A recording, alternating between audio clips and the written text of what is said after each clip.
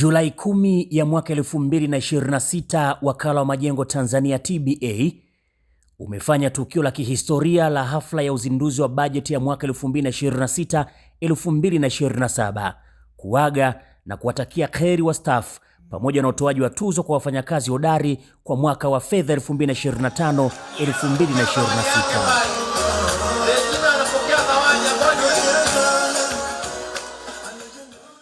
Katika hafla hiyo, mkurugenzi wa huduma saidizi Bi Amina Lumuli amemshukuru mtendaji mkuu kwa kufanikisha tukio hilo na kuahidi kwa niaba ya wafanyakazi wote kufanya kazi kwa bidii ili kuhakikisha malengo ya wakala yanafikiwa na malengo ya serikali kwa ujumla.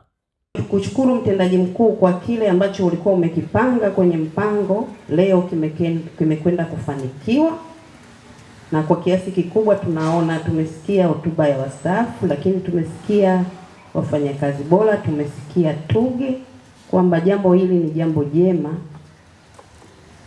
na inawezekana ni kwa mara ya kwanza kufanyika kwa aina hii. Yawezekana limekuwa likifanyika, lakini kwa aina hii ni mara ya kwanza, na kuna maombi ya kwamba liwe endelevu.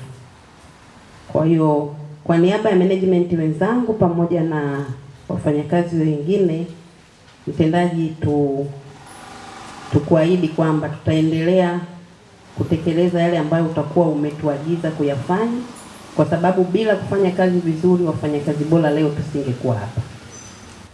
Tuahidi tena kwamba tutakuwa wasikivu na kuhakikisha yale ambayo umeelekeza tunakwenda kuyafanyia kazi, ili mwakani tushindwe hata kuchagua mfanyakazi hodari na bora nani, tuwe wote bora, alafu wote tupewe zawadi.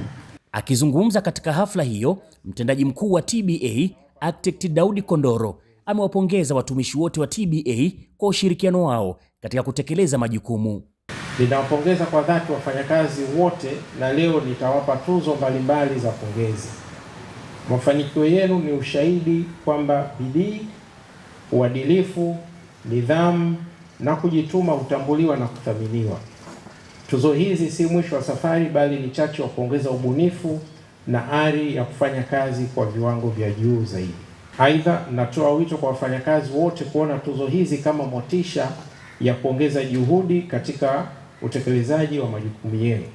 Kila mmoja ana nafasi ya kuwa mfanyakazi bora kwa kuzingatia maadili ya utumishi wa umma, kutoa huduma bora kwa wateja wetu, kutumia rasilimali za umma kwa ufanisi na kushirikiana na wenzie katika kufanikisha malengo ya wakala.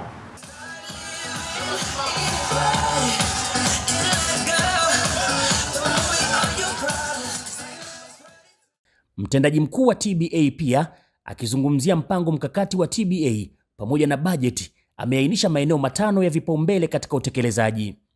Wakala umeandaa mpango na bajeti wenye maeneo matano ya vipaumbele ambavyo ni: mosi, usimamizi wa fedha; pili, usimamizi wa miradi; tatu, rasilimali watu, mtaji na uwezo; nne, matumizi ya tehama; na usimamizi wa milki za serikali. Hivyo leo kwa pamoja nitakabidhi wakuu wa idara, vitengo, mameneja wa mikoa ambao nimekwisha taja walioko hapa, nakala za mpango wa kujitegemea pamoja na mpango wa bajeti 2026-2027. Mtazamaji, hii ndiyo Ijue TBA, na hakika Wakala wa Majengo Tanzania imejipanga vyema katika utekelezaji wa miradi yake mbalimbali katika kipindi hiki cha mwaka wa fedha 2026-2027.